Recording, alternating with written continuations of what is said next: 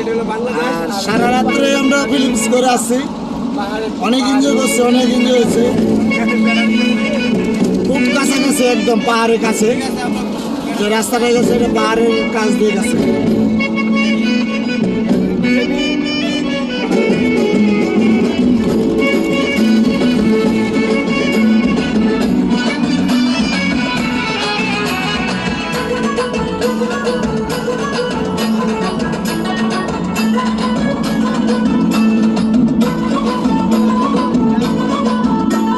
এই যে সাদা পাথর, এই হচ্ছে সাদা পাথর।